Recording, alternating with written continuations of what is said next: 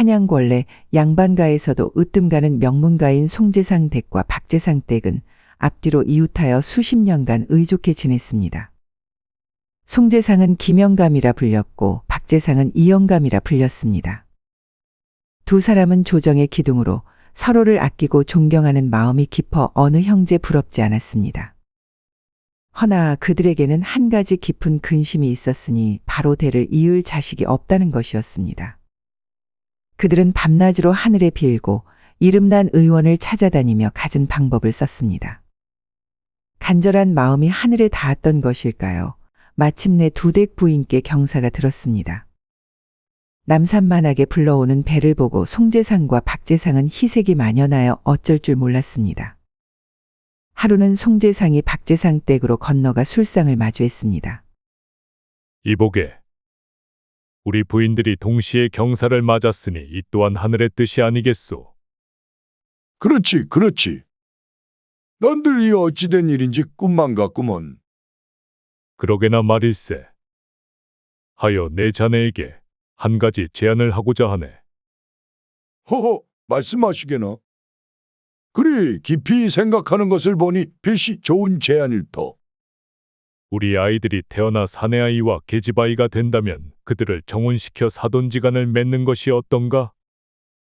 허나 만약 둘 다 사내아이거나 계집아이라면 평생을 함께할 의형제를 맺어 우리 친분을 이어가는 것이 좋겠네. 그리하여 어디를 가든 서로를 잊지 않고 의지하게 말일세. 어허라. 그 아니 기막힌 제안인가. 이야말로 하늘이 우리에게 내린 복일세. 자네의 깊은 뜻을 따를 것이니 이리 좋은 약조가 어디 있겠는가. 그래, 고맙네. 우리 두 가문의 인연이 대대손손 이어질 것이니 이야말로 기쁘지 아니한가. 두 사람은 굳게 약조하고 하늘에 맹세했습니다. 얼마 뒤 송재상 댁에서는 우렁찬 아들 울음소리가 들려왔고 박재상 댁에서는 고운 딸 울음소리가 터져나왔습니다. 송재상은 아들을 얻어 송도윤이라 이름 지었고 박재상은 딸을 얻어 박하연이라 이름 지었습니다. 두 재상은 다시 만나 기쁨을 나누었습니다. 박사돈. 갓난애들이 커서 혼인을 하면 우리들은 사돈이 되겠구먼. 앞으로는 사돈이라 부르는 것이 어떻겠는가? 그러시게나 송사돈. 이리 좋을 수가. 자, 술 한 잔 받으시게나. 그래, 박사돈도 들게나. 송도윤과 박하연은 어릴 적부터 부모의 정혼 약조를 알고 자랐습니다. 그들은 함께 소꿉장난을 하며 서로를 의지했습니다. 도련님 아버님께서 말씀하시길 제가 도련님의 각시가 된대요. 우리 아버님께서 말씀하시길 나는 신랑이 된다던데. 두 아이는 그리 말하며 티없이 맑은 시절을 보냈습니다. 7살, 10살 세월은 유수와 같았고 도윤과 하연은 어느덧 훌쩍 자랐습니다. 하연의 얼굴에는 고운 홍조가 감돌았고 도윤의 어깨는 제법 넓어졌습니다. 둘은 서로를 바라보는 눈빛에서 순정한 연정을 숨기지 못했습니다. 언젠가 오게 될 홀의 날을 꿈꾸며 그들의 마음속에는 깊은 사랑이 싹트고 있었습니다. 세월이 흘러 송재상은 먼 고을의 수령으로 발령받아 떠나게 되었습니다. 송재상과 송도윤은 박재상 댁을 찾아 이별의 인사를 고했습니다. 박하연은 차마 떨어지지 않는 발걸음으로 도윤을 배웅했습니다. 도련님, 부디 몸성이 지내소서. 그대 또한 무탈하시오. 제가 어찌 그대를 잊겠습니까? 기별을 자주 보낼 것이니 너무 심려치 마시오. 그들의 헤어짐은 어린 마음에도 깊은 상처를 남겼습니다. 처음에는 도윤으로부터 자주 편지가 왔습니다. 그 편지에는 도윤의 안부와 새로운 고을의 풍경 그리고 하연을 향한 그리움이 담겨 있었습니다. 하연은 편지 한 장 한 장을 소중히 간직하며 도윤을 기다렸습니다. 허나 얼마 지나지 않아 편지의 왕래는 간간히 이어지더니 이내 뚝 끊겨버렸습니다. 마치 벼락이라도 맞은 듯 송재상 댁의 모든 소식이 사라진 것입니다. 하연은 혼기에 찬 꽃다운 나이가 되었습니다. 그새 여인의 몸으로 무르익어 자태가 고와지고 자색이 빼어나니 동네는 물론이어 멀리서까지 혼담이 쏟아져 들어왔습니다. 허나 하연은 매번 고개를 저었습니다. 하연아, 내가 홍기가 찼건을 어찌 그리 고집을 부리는 게냐? 송영감댁 소식은 감감무 소식인데 마냥 기다릴 수만은 없지 않느냐? 어머니, 저는 송도련님과의 정혼을 저버릴 수 없어요. 소식을 모르니 필시 무슨 연유가 있을 터 정녕 기다려야 할 도리이옵니다. 내 어미 말도 일리가 있다. 송영감댁 소식이 끊긴 지 몇 해가 지났느냐? 그간 다른 김정승 댁에서 혼인을 청하는 것을 몇 번이나 거절했는지 아느냐? 너의 앞날을 어찌 그리 무책임하게 대하느냐? 아버님, 저는 송도련님 외에는 다른 사내를 마음에 둘 수 없습니다. 제 마음은 정해졌습니다. 박재상 부부는 하연을 설득하기 위해 온갖 방법을 다 썼습니다. 좋은 가문의 자제를 언급하며 혼인을 종용했지만 하연은 요지부동이었습니다. 하연의 고집에 박재상 부부는 애가 탔죠. 밤낮으로 걱정하고 근심하며 딸의 앞날을 염려했습니다. 하연아, 이젠 송영감댁은 이미 물 건너갔다 보아야 할 것이다. 이번에 들어온 혼사는 다른 김정승 댁인데 그 집 자제분은 인물도 훌륭하고 덕행이 높다 하는구나. 이제 제발 고집을 버리고 애간장을 그만 녹이고 시집 가거라. 네, 어머니. 급한 마음에 그리 대답을 했으나 하연의 마음은 더욱 복잡했습니다. 그날 저녁 하연은 잠 못 이루고 밤새도록 고민에 잠겼습니다. 내가 참으로 어리석었구나. 소식이 끊긴 도련님을 내가 직접 찾아 나서면 될 것을 왜 이리 한탄만 하고 있었을까? 필시 도련님 댁에 무슨 병고가 있어서 그러할 것이니 내가 집을 나가 찾아보자. 몇 달이 걸리든 몇 년이 걸리든 어찌 못 찾을 수 있단 말인가. 허나 여인의 몸으로 이 험한 세상을 그리 오래 다니다 보면 내 신상이 무사할 리 있을까? 정녕 어찌해야 한단 말인가? 옳다구나 그리하면 되겠구나? 하연은 결심했습니다. 부모님께는 시집 가기로 약속했으니 부모님은 안심하고 잠드실 터였습니다. 그날 밤 하연은 몰래 남자 옷을 벗습니다. 사내처럼 머리를 묶고 갓을 쓰고 조심스럽게 담장을 넘어 집을 나섰습니다. 아무래도 이래야 내 정혼자 송도련님을 찾을 수 있을 터. 잠시 불효를 해야지 별 수 있겠는가. 홀로 자기 변명을 하며 하연은 긴 여정을 시작했습니다. 하연은 낮에는 산에 행색을 하고 밤에는 객주집이나 주막에서 간신히 잠을 청하며 길을 걸었습니다. 걸어 또 걷고 가고 또 갔습니다. 그녀의 마음속에는 오직 송도윤을 찾아야 한다는 간절함만이 가득했습니다. 송재상 댁의 행방을 묻고 물어 찾으니 어떤 이는 서쪽으로 갔다고 하고 또 다른 이는 북쪽으로 떠났다고 일러주었습니다. 그녀는 그들의 말에 따라 애써 찾아갔으나 그곳에 가면 또다시 다른 곳으로 떠났다는 소식만이 기다리고 있었습니다. 도련님, 정녕 어디에 계신단 말입니까? 이리 먼 길을 왔거늘 어찌 그림자조차 뵐 수 없는 것입니까? 하연은 도윤의 소식을 끝내 알아낼 수 없었습니다. 혹 송재상 댁 식솔들이 모두 병고를 당한 것이란 말인가. 그러나 어찌 한 가문의 식솔들이 한꺼번에 사라질 수 있단 말인가. 설령 그리 되었다 한들 단 한 명이라도 살아남았다면 어찌 박재상 댁에 소식 한 줄 전하지 않을 수 있단 말인가. 실로 답답하고 안타깝기 짝이 없었습니다. 이대로 송도윤을 찾지 못하고 생면부지의 다른 사내에게 시집을 가서 그자의 품에 안겨 평생을 살아야 한단 말인가. 죽으면 죽었지. 그럴 수는 없다. 결단코 그럴 수는 없단 말이야. 하연은 스스로에게 맹세했습니다. 반드시 사랑하는 송도윤을 찾아야만 했습니다. 그러나 넓고 넓은 이 땅에서 바늘 하나를 찾는 격이라 어디서부터 다시 찾아야 할지 막막했습니다. 지친 몸과 타는 목마름에 하연은 눈앞이 흐릿해졌습니다. 시원한 물 한 바가지를 벌컥벌컥 마셨으면 좋겠네. 옳다. 저기 집이 한 채 보이는구나. 가서 물이라도 좀 청해야겠다. 하연은 비틀거리는 몸을 이끌고 그 집으로 들어섰습니다. 문을 열고 들어서니 아무도 없는 빈집 같았습니다. 허나 자세히 보니 방 안쪽에서 웬 여인 하나가 몸을 벌벌 떨고 있었습니다. 소리도 제대로 내지 못하고 마치 귀신이라도 본 듯 떨고 있는 모습이었습니다. 이 집이 혹 도둑 소굴인 건지? 그렇다면 저리 떨고 있는 여인은 잡혀온 사람인가? 지금 도둑들은 도둑질하러 나가고 없는 것인가?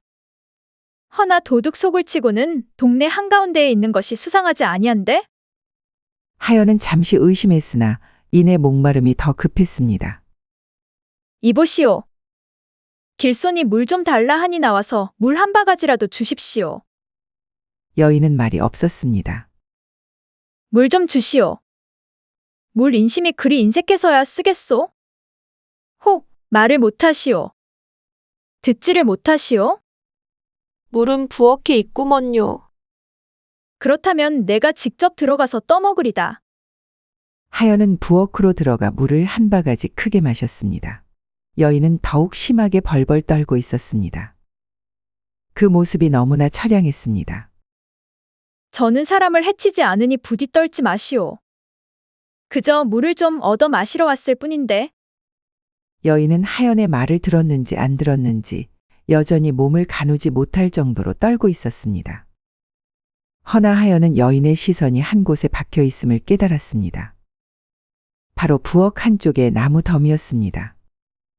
필시 말 못할 무서운 사연이 숨겨져 있음을 직감한 하연은 다시 부엌으로 들어섰습니다.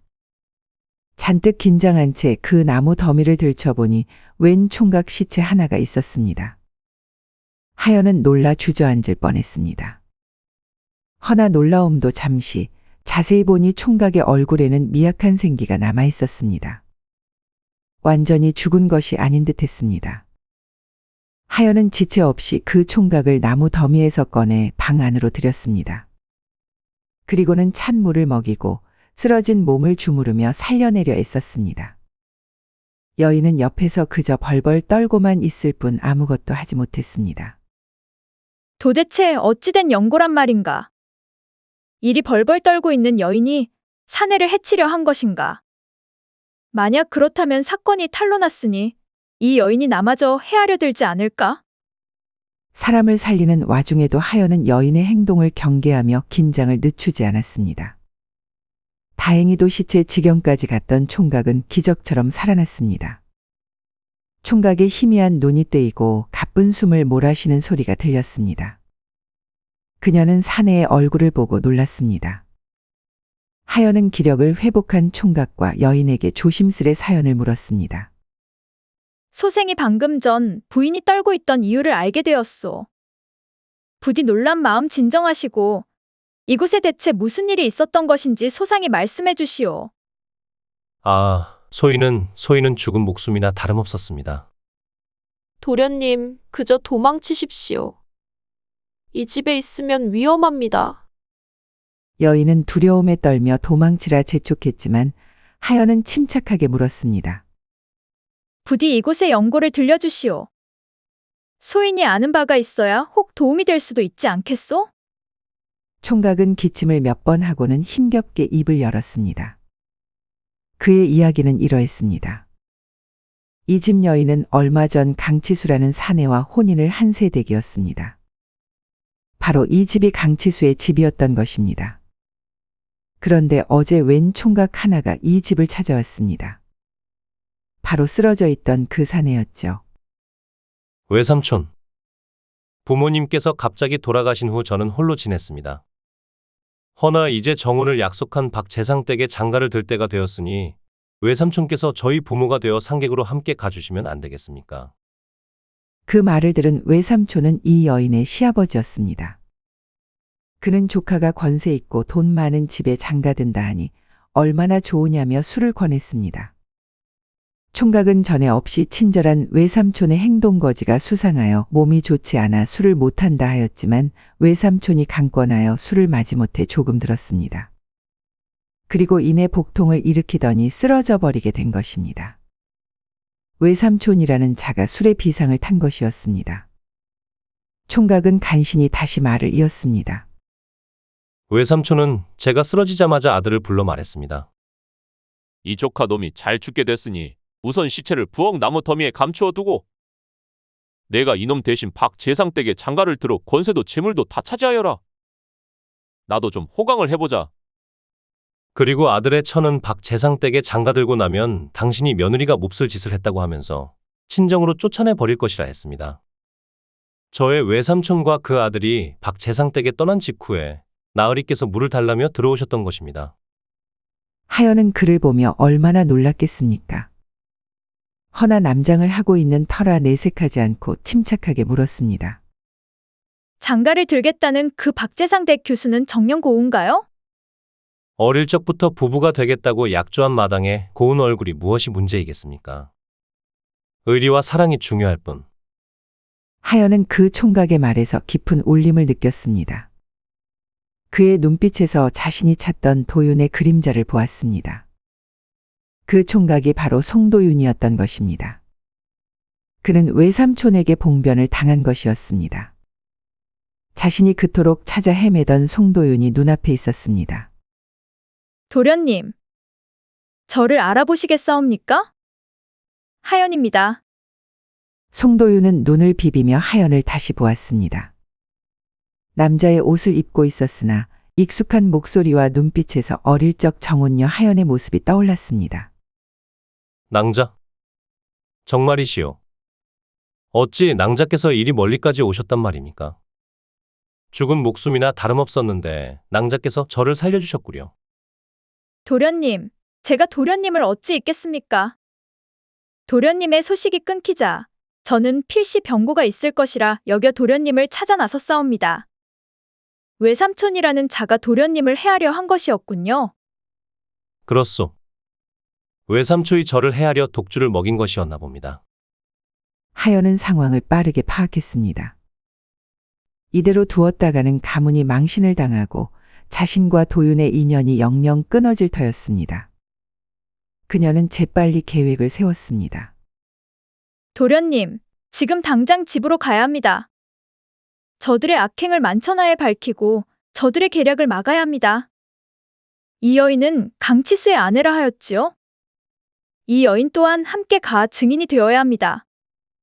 강치수의 아내는 여전히 두려움에 떨었지만 하연의 단호한 눈빛과 상황의 급박함을 깨닫고 고개를 끄덕였습니다. 하연은 송도윤을 부축하고 강치수의 아내와 함께 집으로 향했습니다. 그들은 땀범벅이 된 채 박재상 댁대문 앞에 당도했습니다. 잠시 멈춰 주십시오. 아니, 자네는 누구인가? 남의 집에서 웬 무례인가? 아버님, 저 하연입니다. 송재상댁의 아들, 송도련님을 모시고 왔사옵니다. 저들은 사기꾼이옵니다. 뭐라? 하연의 외침에 집안이 술렁였습니다. 박재상은 깜짝 놀라 하연을 바라보았습니다. 하연은 송도윤을 부축하고 있었습니다. 이 무엄한 자가 누구이길래 감히 혼담을 방해하는가? 멈추시오. 저들은 송도련님의 외삼촌과 그 아들로 혼사를 가로채려 도련님을 독살하려 한 악인들이옵니다. 이 여인이 증인이옵니다. 강치수의 아내는 하연의 용기 있는 말에 힘입어 떨리는 목소리로 모든 진실을 고했습니다. 송도윤 또한 자신의 몸에 일어난 일을 상세히 진술했습니다. 박재상은 이 모든 사실의 경악을 금치 못했습니다. 그는 즉시 관아에 고하여 강민준을 붙잡도록 명했습니다. 악인들은 그들의 탐욕스러운 죄가 만천하에 드러나 죄값을 치르게 되었습니다. 모든 소동이 진정된 후 박재상은 송도윤과 박하연을 따뜻하게 맞이했습니다. 이리 먼 길을 헤매고 죽을 고비를 넘기고 돌아왔으니 앞으로는 행복하길 기원하마. 송구하옵니다. 기다리게 해드려 죄송합니다. 아버님, 송도련과 정운을 지킬 수 있게 되어 진정 감사하옵니다. 마침내 송도윤과 박하연은 진정한 혼례를 올렸습니다. 송도윤과 박하연의 사랑은 험난한 고난을 이겨내 더욱 깊고 단단해졌습니다.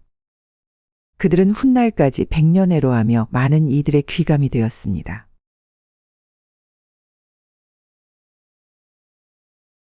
어느 마을에 노부부가 살고 있었습니다.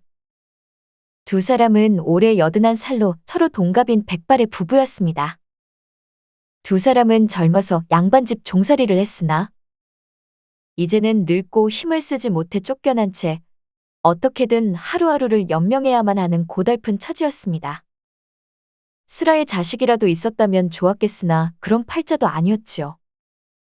이들 부부와 삼신할머니는 질긴 인연은 아니었나 봅니다. 그래도 노부부는 행복했습니다. 워낙 부부 금실이 좋다 보니 다른 게 없었어도 남부럽지 않았거든요. 그렇지 않소, 여보? 예, 저는 서방님만 계시면 저승이라도 행복합니다. 우리 행복하게 서로 위해주고 오래오래 살아요. 그럽시다. 진짜 그렇게 합시다. 앞으로 내가 더 잘하겠소. 김영감은 약초 가방을 짊어진 채 오늘도 평소처럼 두륜산에 오르기 위해 집을 나섰습니다. 마당에 누워있던 늙은 진돗개 누렁이가 길게 하품하며 할아버지에게 무사히 다녀오라 인사를 하는 듯 했습니다. 잘 다녀와요, 영감. 김영감은 하루라도 산에 오르는 일을 빼먹으면 목구멍에 풀칠하기가 어려웠습니다. 그는 산에 올라 약초를 캐 이것을 저작거리에 내다 팔며 생계를 겨우 유지해 갔습니다. 그러니 오늘도 아내에게 다녀오겠다며 낡은 초가집을 나서 두륜산이 있는 곳으로 외로이 터벅터벅 걸어가셨습니다. 가는 길에 밭에서 일하는 이웃과 인사를 나누고 어딘가로 행차 중인 고을 현감에게도 고개를 숙였습니다. 고을 현감도 김영감을 알고 있었습니다. 이곳 마을에서 장수 부부로 유명했거든요. 그러니 마을의 자랑이기도 했답니다. 점차 마을을 벗어나니 저 멀리 두륜산이 보였습니다. 김영감은 잠시 걱정이 앞섰습니다. 오늘도 캐낸 약초를 팔지 못해 아내의 배를 허기지게 만들면 어떻게 할까? 나이가 들면 이리도 자신감이 떨어지나 봅니다. 하긴 무리도 아니었던 게 김영감은 최근 열흘 동안 캐왔던 약초를 팔지 못해 부인과 함께 흰쌀밥이 아닌 약초로만 배를 채웠었습니다.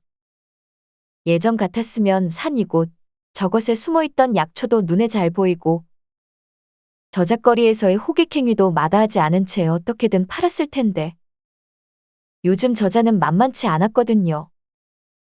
특히 젊은 약초꾼들이 캐오는 약초가 질이 좋았습니다. 그러나 오늘만은 이대로 물러날 수는 없었습니다.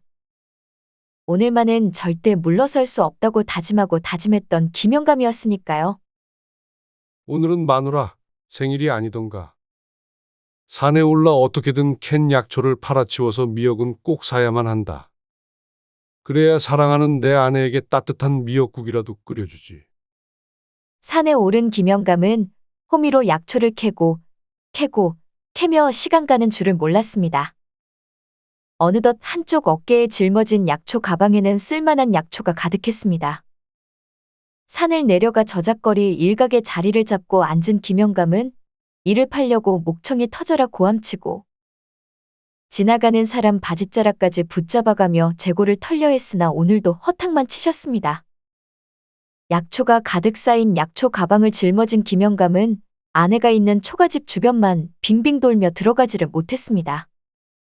젊었을 때 물 한 방울 묻히지 않고 행복하게 해주겠다고 그리 약속했는데 가장으로서 오늘도 빈손으로 들어가려니 자존심이 상했습니다.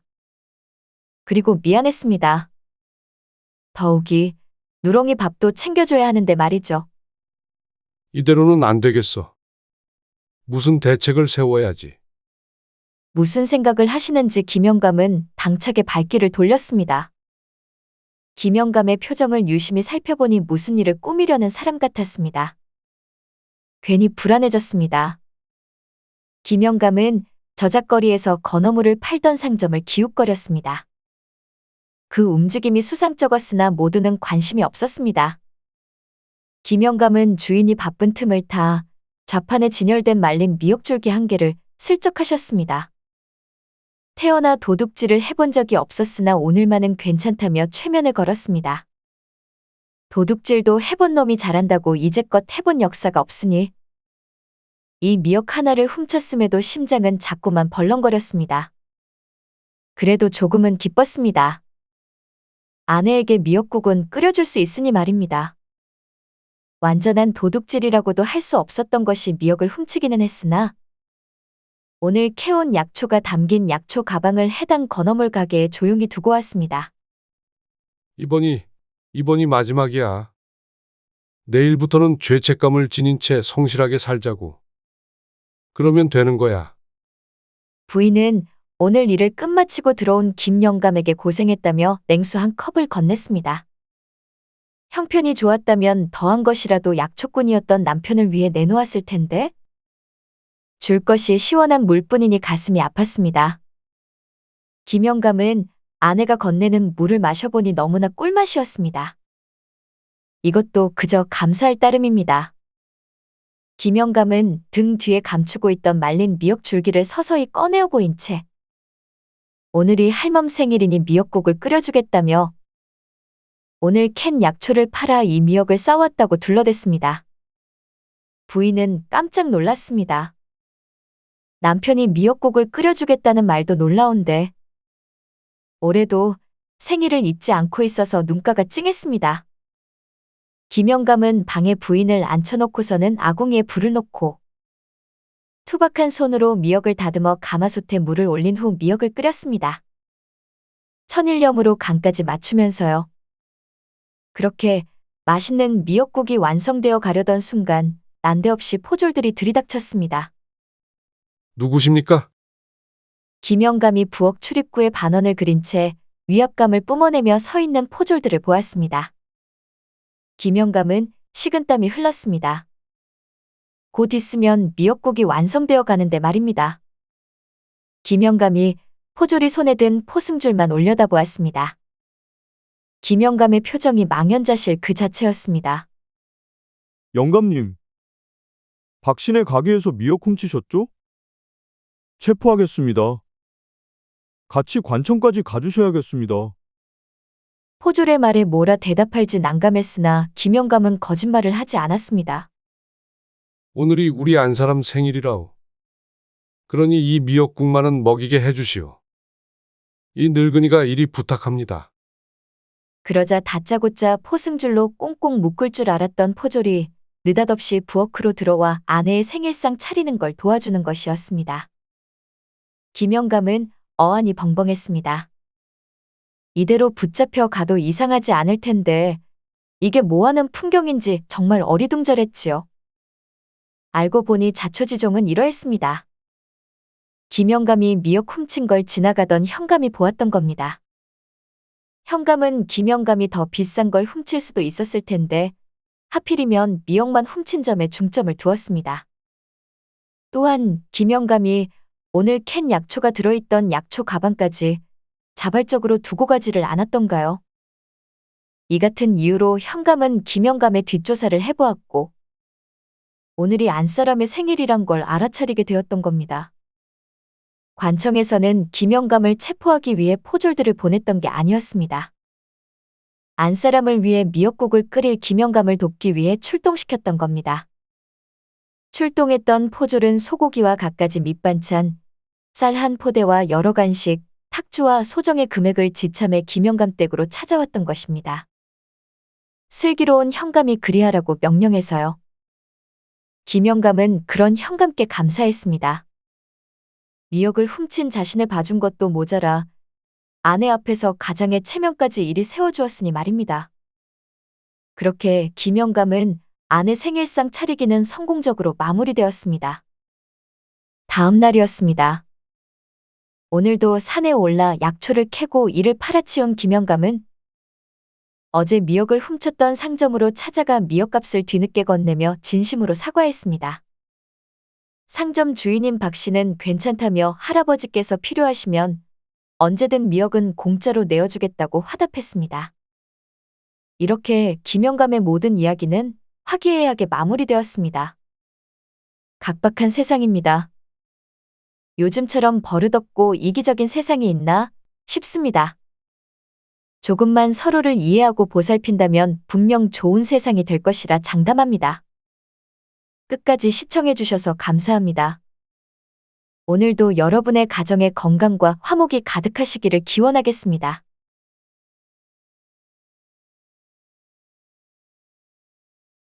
어느 마을 가난한 산에 춘삼이란 사내가 있었는데 그는 남의 집 머슴살이를 하며 어렵게 돈을 모아 장가를 들게 되었습니다.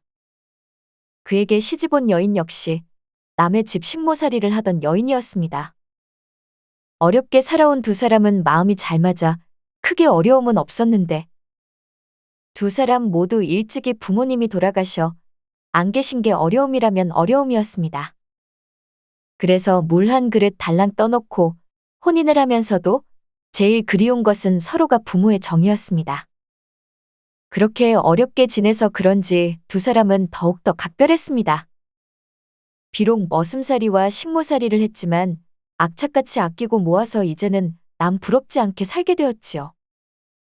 그런데도 항시 마음 한구석은 허전했습니다. 바로 부모님에 대한 그리움이었습니다. 미안하오 부인. 내 당신에게 시부모의 사랑을 못 받아 보게 해서 그게 마음에 걸린다오. 아니에요. 남들은 시부모님 등살에 시집살이가 힘들다는데 저는 그게 없어서 서방님과 더 행복한데요. 이렇게 웃으며 넘길 줄 아는 깊은 배려심까지 지닌 그들이었습니다. 그러던 어느 날 두 사람은 이야기를 나누고 있었는데 우리 둘 다 고생만 하다가 이제 조금은 먹고 살만한데 당신은 지금 제일 하고 싶은 게 뭐요? 그러자 남편을 물끄러미 바라보던 부인이 답했습니다. 고생은 당신이 더 했지요. 당신이 제일 하고 싶은 게 무엇이요? 내가 먼저 물었잖소. 허. 그러자 잠시 후 아내가 말하는데 나는 부모님이 일찍 돌아가셔서 부모님 얼굴도 몰라요. 그러니 부모님을 한번 모셔보는 게 소원이에요. 당신도 그렇소. 나도 사실 오래 전부터 그런 꿈을 꾸었소. 그렇게 고생만 할 때는 부모가 그렇게 원망스러웠는데 이제 좀 여유가 생기다 보니 부모님이 그립고 모셔보고 싶은 게 소원이라오. 그렇게 해서 두 사람은 부모님을 한번 모셔보자고 뜻을 모았습니다. 그리고 얼마 후 마을에 부모님을 판다는 이야기가 돌았습니다. 둘은 부모를 모셔보자고 이야기를 했지만 그럴 일이 실제로 일어나겠냐고 생각했는데 막상 그런 일이 일어나자 황당해하면서 불이 나게 달려갔습니다. 찾아가 보니 이상하게도 아주 호화스러운 집이었습니다. 아니 이렇게 잘 사는 집에서 부모를 판다니. 춘삼은 집으로 들어가 집안을 둘러보니 으리으리한 집에 입이 다물어지지 않았습니다. 춘삼은 집안 머슴에게 물어보니 머슴은 잘 모르겠다고 주인에게 직접 물어보라고 했습니다. 부모를 모시겠다는 생각이 간절한 춘삼은 이왕 마음먹고 온 거 주인이라도 한번 만나봐야겠다고 생각해 주인을 찾아갔습니다. 그래서 주인을 만났는데 이 댁에서 정말로 부모를 판다고 그랬습니까? 이야기를 전해 듣고 왔는데. 그런 이야기를 한 적은 있소만. 정말입니까? 춘삼은 놀라지 않을 수 없었습니다. 부모를 팔겠다는 말이 거짓이 아니라 진짜라는 사실의 말입니다. 보아하니 정신이 나간 사람 같지는 않았고 천벌받을 인간이라고 속으로 욕만 해댔습니다. 마음은 그러했지만 부모를 모셔야겠다는 생각에 춘삼은 물었습니다. 부모를 파신다면 그 값은 얼마에? 그렇게 말하면서도 춘삼은 민망해 더 이상 말을 잇지 못했습니다. 그런 눈치를 챘는지 주인 양반은 곧바로 답을 하였고 값이 아주 비쌉니다. 비싸더라도 말씀해 주시지요. 얼마든지 드리겠습니다. 그러자 잠시 생각에 잠기던 주인은 말을 하는데 돈으로 따지면 한 20마지기 정도는 되어야 살 수 있어. 20마직이라는 말에 춘삼은 놀랐습니다. 그도 그럴 것이 평생 머슴살이와 식모살이를 해서 모은 돈을 다 해야 겨우 30마직이 남짓되는데 20마지기를 주고 나면 고작 10마지기밖에 남지 않았기 때문입니다. 부모를 모시고 싶은 마음은 간절하나 엄두가 나지 않는 값이었습니다. 하지만 집에서 기다릴 아내를 생각하니 돈보다는 부모를 모시는 게 더 중요한 것 같았습니다. 제가 꼭 사고 싶은데 돈을 적게 가져왔습니다. 그러니 제가 다시 돈을 가져오겠습니다. 가져온 돈이 얼마요? 제가 가져온 돈은 5마지기 값 정도밖에 안 됩니다. 그러자 주인은 힐끔 쳐다보더니 이야기를 이어갔고, 그러면 일단 5마지기 값을 주고 나머지 15마지기 값을 가지고 오시오. 계약금 형식으로 5마지기 값을 놓고 가라는 말에 춘삼은 잠시 망설였습니다. 만약 집에 가서 아내가 반대한다면 그 돈을 날릴 수도 있었기 때문입니다. 하지만 거꾸로 생각해보면 부모를 산다는 것이 조선 팔도에 있기 힘든 일인데, 만약 누군가가 선수를 친다면 헛된 일이 되기에 춘삼을 결심했습니다. 제가 5마지기 값을 드리고 가지만 집에 있는 아내와 상의를 해야 되니 이야기를 해보고 15마지기 값을 가지고 오든지 아니면 포기하든지 결정하겠습니다. 그리고는 집으로 돌아갔습니다. 집으로 돌아온 춘삼은 조심스럽게 아내에게 물었습니다. 내심 걱정이었던 춘삼의 생각과는 다르게 아내는 더 적극적이었습니다. 돈이야 또 벌면 되지만 부모는 다시는 모시기 어려운 것 아니요. 그러니 당장 가서 모셔오시지요. 그렇게 논 15마지기를 팔아서 부모를 사러 가는데 5마지기 값을 포기하고 돌아오지 않을 거라 생각했던 주인은 춘삼이 다시 찾아오자 깜짝 놀랐습니다. 그리고는 놀라운 이야기를 해주는데, 사실 우리 부모님은 이 세상에 안 계시오. 그 말을 들은 춘삼은 어이가 없어 욕이 나올 뻔했습니다. 부모를 판다고 속여놓고 사기를 치려는 작자라 생각해서였습니다. 하지만 그렇게 보기에는 그의 인상이 좋아 잠시 진정을 하고는, 아니, 그게 무슨 말씀입니까?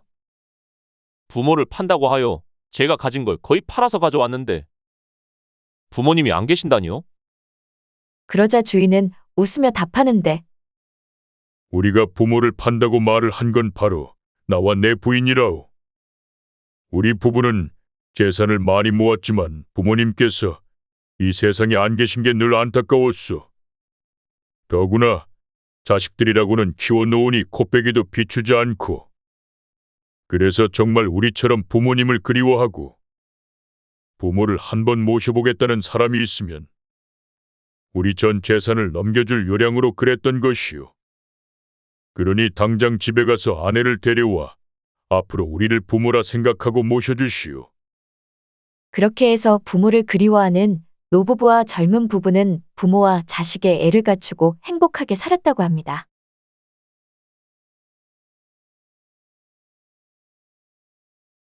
충청도 어느 마을 순례라는 규수가 살았습니다. 양순례는 평민의 외동딸이었습니다. 말이 평민이었으나 입에 풀칠하기도 어려운 처지였지요.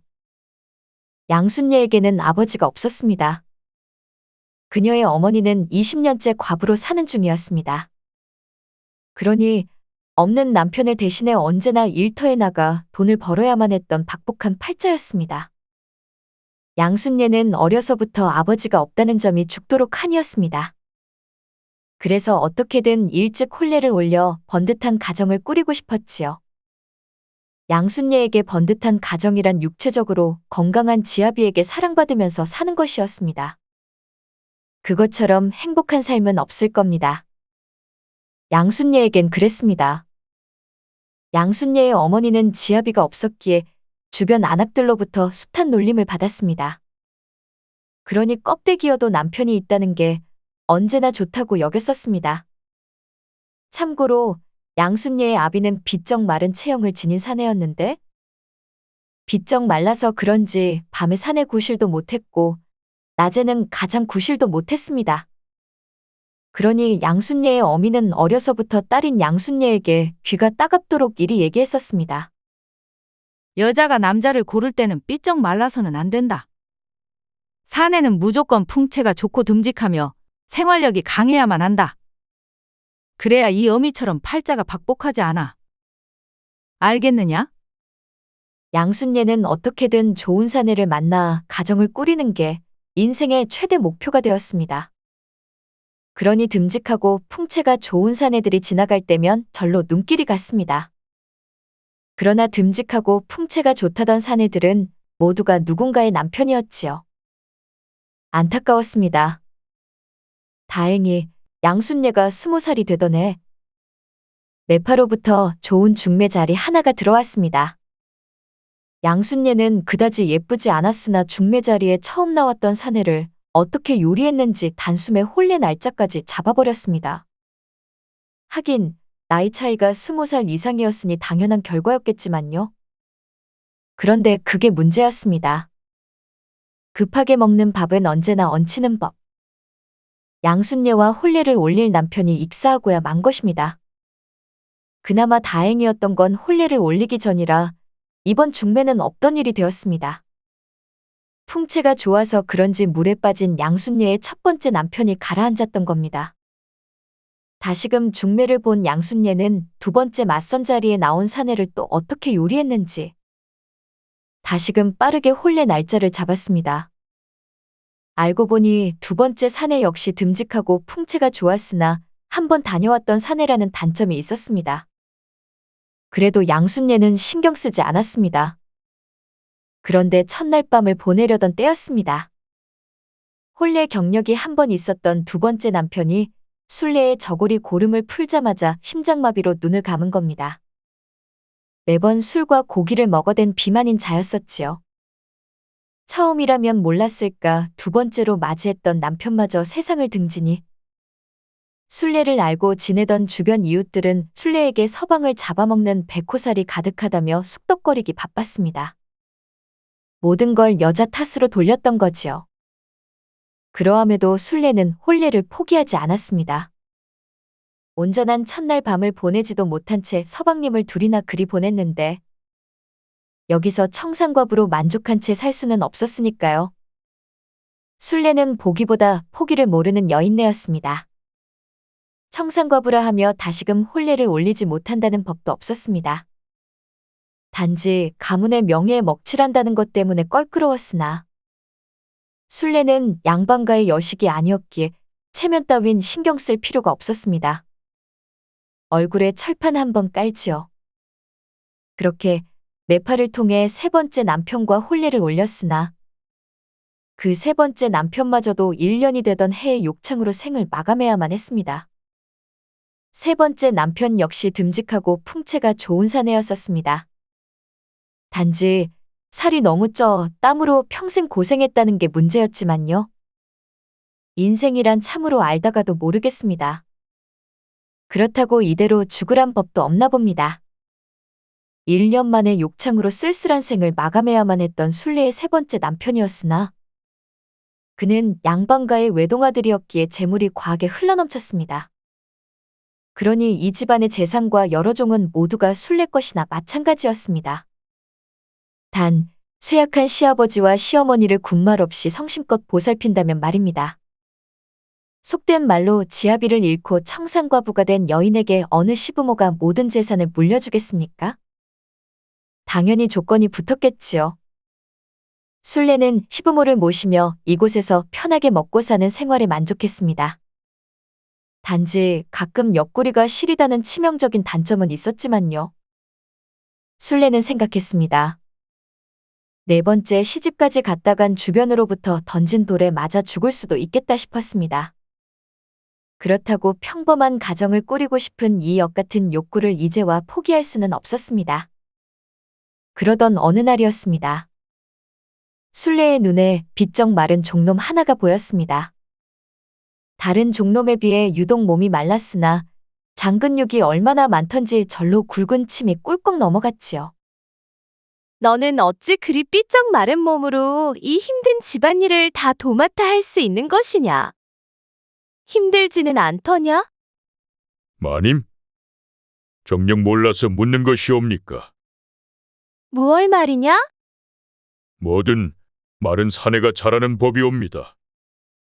살이 좀 찐 사내들은 배가 불러서 그런지 간절하지 않습니다. 건강도 좋지 않고요. 그럼 내가 건강하고 뭐든 잘한다는 것이냐? 나는 도저히 인정할 수가 없구나. 어찌 너는 무슨 말이 필요하겠습니까? 제가 보여드리겠습니다. 순례는 의심이 갔으나 어쨌건 해당 종놈을 그날 밤 자신의 처소로 몰래 불렀습니다. 난일은 그간 지켜보았기에 충분한 검증이 되었으니 이제 이 녀석의 밤일만 확인하면 됐었습니다. 그놈 말처럼 해당 종놈은 밤일도 잘했습니다. 정말이지 만족스러웠습니다. 그러함에도 믿을 수 없었습니다. 순례 어미가 입이 닿도록 순례에게 말하지 않았습니까? 풍채 좋고 듬직한 사내가 여자에게는 최고라고 말입니다. 그렇게 1년을 보내고 2년을 보냈습니다. 역시나 해당 종놈은 한결같이 난일이고 밤일이며 가릴 거 없이 잘했으나 청산과부였던 순례는 종놈과 혼례를 올릴 수는 없었습니다. 그렇다고 포기하자니 해당 종놈에게 점점 빠져들었습니다. 그렇게 둘은 서로를 사랑했습니다. 내가 나의 네 번째 서방님이구나. 우리가 혼례를 올릴 수는 없겠으나 나와 이렇게 사는 것이라도 만족하겠느냐? 저는 만족합니다. 평생 행복하게 해드리겠습니다. 고맙다, 만덕아. 정말 고맙다. 그러나 해당 종놈은 순례를 사랑했던지 점점 그녀를 욕심내더니 혼례를 올리자며 곧장 투덜대기 시작했습니다. 그러나 순례는 그럴 수가 없었지요. 평민이 노비와 혼례를 올린다는 것은 어불성설이었으니까요. 사실 순례로서는 시어머니와 시아버지를 모시며 풍요롭게 사는 삶 속에서 노비를 선택했다가는 모든 걸 잃을 수도 있었습니다. 그렇다고 풍요로운 삶을 포기한 채 노비와 야반도주에 늘 불안하게 살고 싶지도 않았습니다. 사랑도 돈이 있어야 가능한 법 아니겠습니까? 그런데 문제가 터졌습니다. 해당 종놈이 자신과 야반도주하지 않는다며 이를 고하겠다고 협박했던 것입니다. 순례는 풍요로운 삶을 잃을까 불안했습니다. 배신감도 느꼈습니다. 더는 이대로 그 오만방자한 종놈을 놔두었다가는 그 불안한 주둥이를 어디에 나불거려 자신의 치부가 밝혀질지 몰라 더욱 두려웠습니다. 그래서 순례는 사내들을 시켜 멍석마리로 두들겨 결국 그마저도 세상을 떴습니다. 그렇게 네 번째 남편이면서도 네 번째 남편 같지도 않았던 사내마저 세상을 등졌습니다.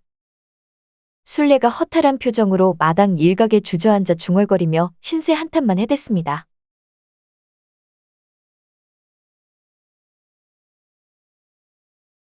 박대행수는 전라남도 강진의 털을 잡고 살았는데 그는 전라남도뿐만 아니라 조선팔도에서 10손가락 안에 들어갈 정도로 엄청난 재력을 과시했던 부자이자 나름 이름 있는 양반이었습니다. 그는 돈 되는 일이라면 조정에서 금지했던 밀무역도 마다하지 않았고 욕심 많기로 유명한 지독한 장사꾼이었지요. 그만큼 돈에 대한 집착은 조선 최고를 자랑했습니다. 박대행수는 돈을 쓰지 않기로 유명한 짠돌이기도 했으나 그가 유일하게 허리춤에 착용하고 있던 엽전 주머니를 자발적으로 꺼내놓았던 경우는 기방에 드나들 때였습니다. 그의 부인도 남편의 잦은 기방 출입과 애월이의 존재는 알지 못했습니다. 그 정도로 박대행수는 교활하고도 철두철미한 사람이었지요. 그러니 이 위치까지 올라선 거 아니겠습니까? 박대행수는 천월담이라는 기방의 애월이를 오래전부터 마음에 품고 있었습니다. 그때가 3년 전이었을 겁니다.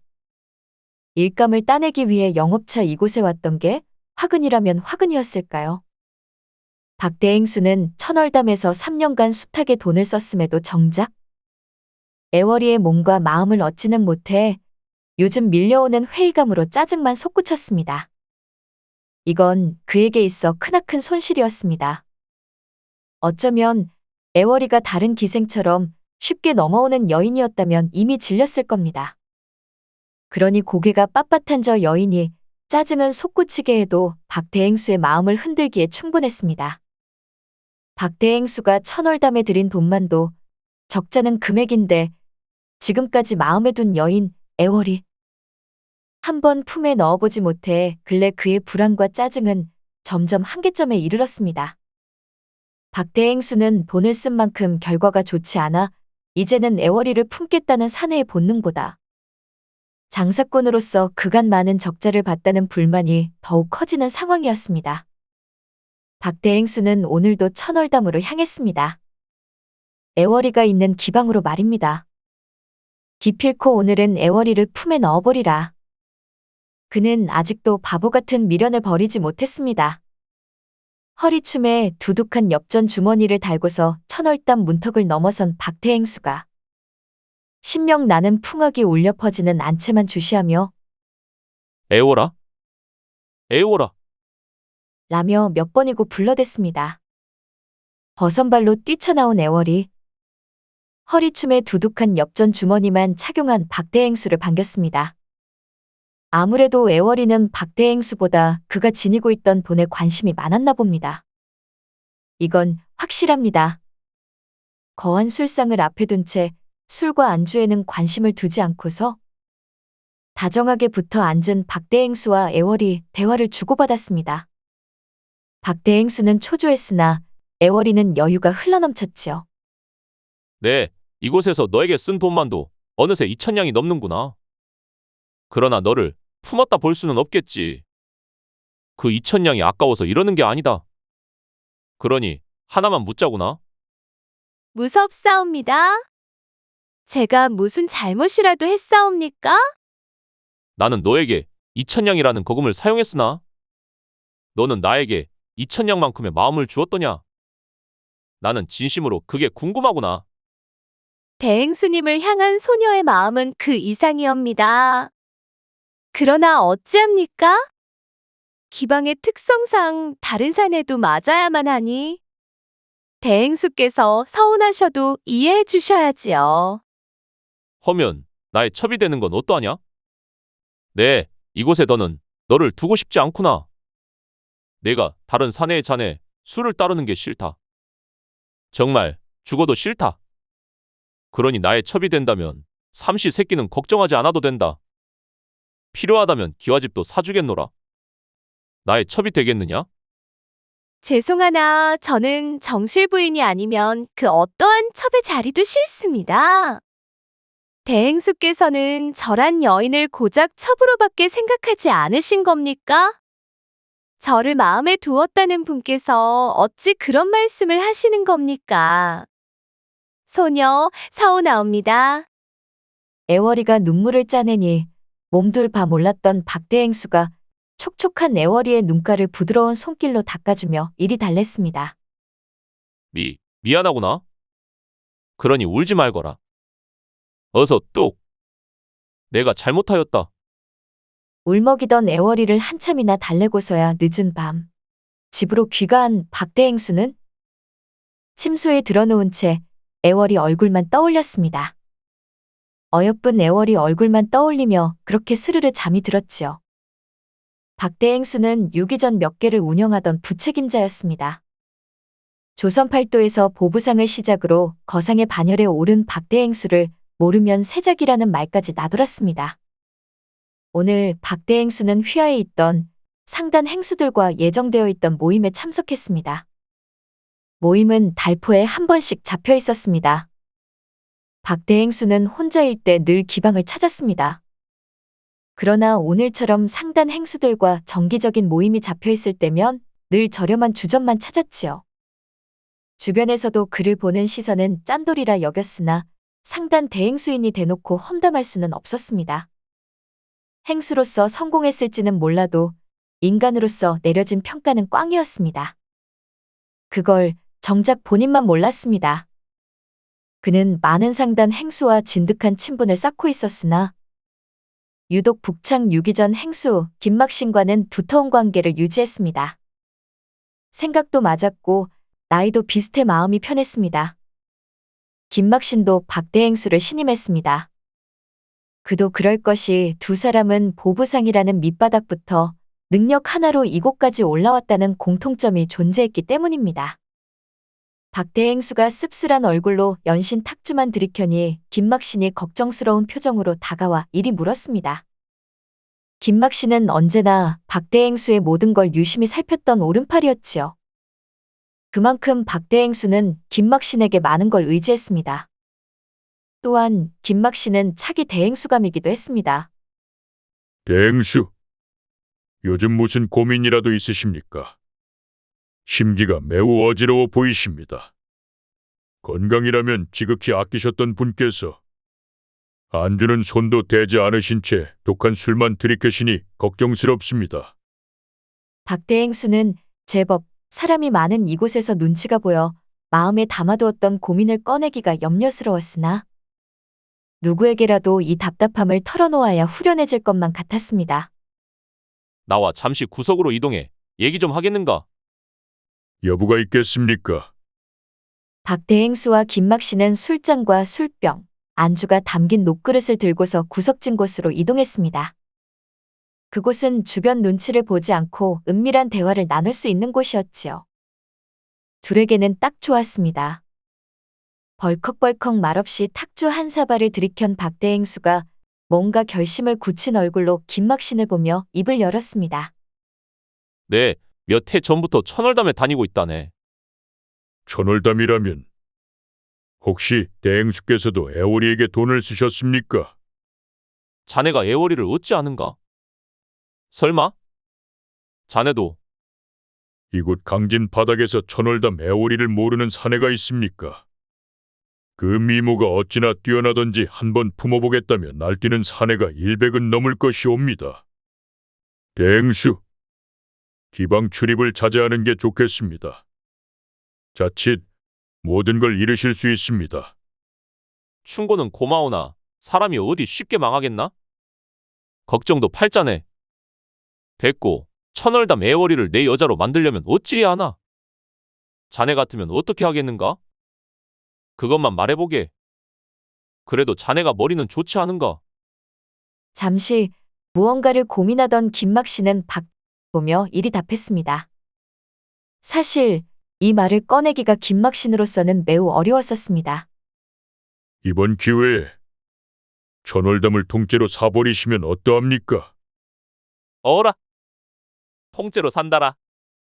얼마든 상관없이 천월담을 통째로 사버리십시오. 그러면 대행수께서 천월담의 주인이 되는 것이온데 그러면 애월이 그것도 더는 대행수를 무시하지는 못할 것이옵니다. 게다가 천월담이 매달 벌어들이는 수입도 짭짤하니 분명 재산을 불리시는데도 도움이 되실 겁니다. 이건 제 사견이 없고 판단은 대행수께서 하시는 것이옵니다. 투자에는 언제나 위험이 따르니까요. 상단 행수들과의 모임을 끝내고 집에 온 박대행수는 곰곰이 생각했습니다. 천월담을 통째로 사버리라는 김막 씨의 말에 마음이 끌렸기 때문입니다. 박대행수는 이곳 조선에서 10손가락 안에 꼽히는 부호인데 이런 자신이 천월담 하나 못 산다는 건 자존심이 상했습니다. 그러니 천월담을 사는 건 필수였습니다. 결심을 굳혔던지 박대행수가 여기저기 감추어 두었던 곳에서 여러 금은보화를 꺼내 천월담을 사기 위한 투자금을 서서히 모아갔습니다. 그가 아무리 부자라나 20만 양은 큰돈이었으니까요. 며칠 후였습니다. 박대행수는 그렇게 원하던 천월담을 샀습니다. 이제 유기점만 운영하는 대행수가 아니라 기방까지 운영하는 자가 된 것입니다. 그런데 문제가 터진 건 얼마 후였습니다. 조정에서 금주령이 내려진 겁니다. 막말로 술을 못 마시게 하니 사내들의 기방 출입은 잦아졌고 거금을 주고 산 기방은 천덕꾸러기로 전락하고야 말았습니다. 박대행수는 파산 직전이었지요. 박대행수는 속이 탔습니다. 이 기방을 어떻게 처분하지 않으면 진짜 망할 수도 있던 상황이었으니까요. 더욱이 자금이 융통되지 않아 유기점마저도 위태로운 상황이었습니다. 천월담에 속해 있던 기생들도 하루를 빼지 않고 굶어 죽게 생겼다며 매일 거친 시위만 이어갔습니다. 박대행수에게 어떻게 좀 해보라면서 따지듯 말입니다. 급기야 상황이 악화되니 대행수 자리에서 해고까지 되었습니다. 안 좋은 일이 연타로 터지니 박대행수도 어떻게 손을 쓸 수가 없었습니다. 똥줄이 타들어가던 박대행수가 다짜고짜 누군가의 집 앞으로 발길을 재촉했습니다. 그곳은 김막신의 집 앞이었습니다. 박대행수는 김막신에게 꼭 확인하고 싶은 게 있었습니다. 자네? 혹시 금주령이 내려질 거란 사실을 미리 알고 있었는가? 대행수! 조정의 연줄도 없는 제가 사전에 그걸 어찌 알겠습니까? 그러니 제가 조심하라 그리 당부드리지 않았습니까? 정말 서운합니다. 상황이 그렇지 않은가? 상황이. 허허. 김막신은 사람이 손해를 보면 이렇게도 생각할 수 있겠구나 싶었습니다. 그렇다고 자신을 일이 오해하니 말문이 막혀 무슨 말도 나오지 않았습니다. 김막신이 뭘 말해도 박대행수는 믿을 생각이 없어 보였습니다. 박대행수는 김막신이 듣고 싶은 대답은 내뱉지 않은 채 탄성만 내지르자 순간 우라가 솟구쳤던지 그의 멱살을 잡았습니다. 내 놈이 대행수 자리를 노리고 이런 일을 저지른 것이 분명하구나. 더는 너를 용서하지 않겠다. 사람이 변해도 일이 변할 수 있다니 김막신은 어처구니가 없었습니다. 더는 어떠한 말로 설명해봤자 소용이 없을 것 같았습니다. 어쩔 수 없이 박대행수가 잡고 있던 멱살을 뿌리치며 이리 답했지요. 제가 무슨 말을 해도 대행수는 믿지 않으실 겁니다. 이미 답을 정해놓으신 채 이곳으로 오셨으니까요. 저는 이 상황이 참으로 안타깝습니다. 선택은 대행수께서 하신 것이니 제게 책임을 전가시키려는 짓은 하지 마십시오. 후로 강진 최고의 졸부였던 박대행수는 거지로 전락했고 김막신과 애월이와도 연이 끊겼습니다. 돈이 있을 때 주변에 달라붙었던 이들도 돈이 사라지니 덩달아 떨어져 나갔습니다. 과연 세상에 진실한 관계가 얼마나 있을까요?